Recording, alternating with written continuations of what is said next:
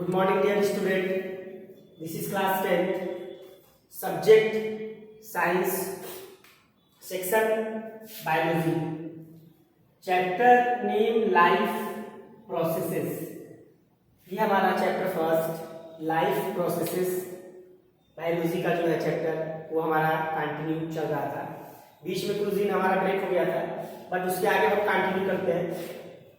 इसका पिछले वीडियो जो हमारा रहा होगा इस चैप्टर का, एक हमने डायग्राम बनाया था ह्यूमन डाइजेस्टिव सिस्टम का और उस डायग्राम को हमने आपको अच्छे तरीके से रीड कराया था, उसको अच्छे से समझाया था कि कहाँ पे माउथ है, कहाँ पे ओइसोफेगस है, कहाँ स्टमक है, कहाँ स्मॉल इंटेस्टाइन है, कहाँ लार्ज इंटेस्टाइन है, कहाँ पे फेरिंग्स है। ये सारे पार्ट्स हमने आपको डिस्कस किया था।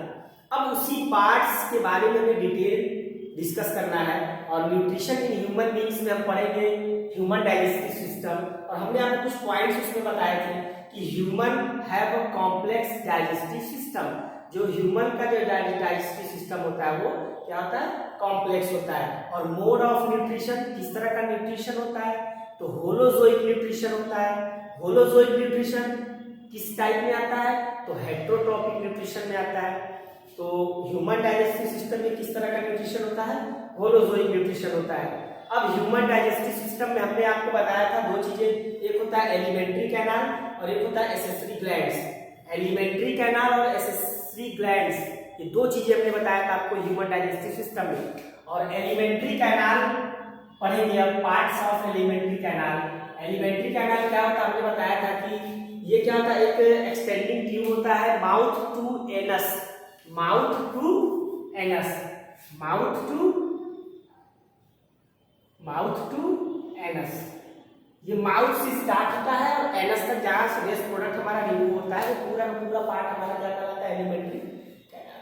तो एलिमेंट्री कैनाल्स के पार्ट्स पहले हम देखेंगे, उसके बाद उस पार्ट्स को वन बाय वन हम क्या करेंगे, डिस्कस करेंगे। तो सबसे पहला पार्ट हमारा आता है एलिमेंट्री कैनाल का माउथ। माउथ में आप जानते हो क्या होता है, टिप और टंग होता है टिप टंग होता है और माउथ क्या करता है, हमारे जो भी फूड पार्टिकल्स होते हैं उसको छोटे छोटे पार्ट्स में ब्रेक करता है। सारा डिटेल हम एक साथ एक्सप्लेन करेंगे। अभी हम क्या पढ़ रहे हैं, सिर्फ एलिमेंट्री कैनाल के बारे में हम डिस्कस कर रहे हैं कि एलिमेंट्री कैनाल के अंदर कौन कौन से पार्ट्स आते हैं।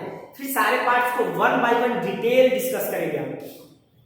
सेकेंड है हमारा फेरेंक्स। फेरेंक्स क्या करता है, फूड को स्वॉलो करने में हेल्प करता है, या बोल सकते हैं passage for food and air. Air को और फूड को पास करने में मदद करता है या स्वॉलो निकलने में मदद करता है। उसके बाद अगला हमारा है एलिमेंट्री कैनाल का पार्ट ओइसोफेगस। ओइसोफेगस आप देखे होंगे, ये फूड पाइप जो होता है हमारा माउथ के नीचे फूड पाइप होता है, उसको लोग बोलते हैं ओइसोफेगस। और फूड पाइप के ही जस्ट बगल में ही होता है हमारा विंड पाइप भी होता है, जहां से हम एयर लैरिंग्स तक ले जाते हैं, सॉरी लंग्स तक ले जाते हैं। तो पहला पार्ट हमने आपको बताया एलिमेंट्री कैनाल का माउथ। सेकेंड पार्ट है हमारा फेरेंक्स। फेरेंक्स क्या करता है, पासेज फॉर फूड, फूड को पास करने में मदद करता है, आगे बढ़ाने में मदद करता है, या ऐसे एक वर्ड में बोल सकते हैं स्वॉलो। उसके बाद है oesophagus, tube connecting from throat to stomach. Stomach तक हमारा क्या होता है, अटैच होता है ओइसोफेगस। और ये हमारा फूड के डाइजेशन में कोई हेल्प नहीं करता है, सिर्फ और सिर्फ पेरिस्टाल्टिक मूवमेंट होता है, फूड को नीचे स्टमक तक ले जाने में हेल्प करता है। पढ़ेंगे सब one by one detail. Next है स्टमक।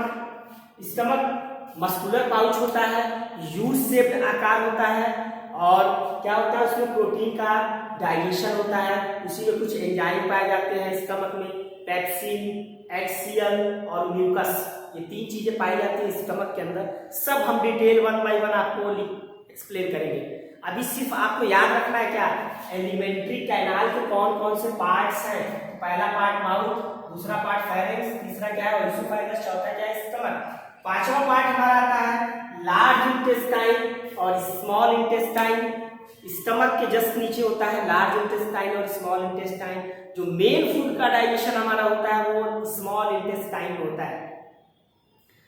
तो एलिमेंट्री कैनाल का ये भी पार्ट है हमारा क्या, लार्ज इंटेस्टाइन और स्मॉल इंटेस्टाइन। उसके बाद एक और हमारा पार्ट है एसेसरी ग्लैंड्स। एलिमेंट्री कैनाल का एक और पार्ट है, क्या है?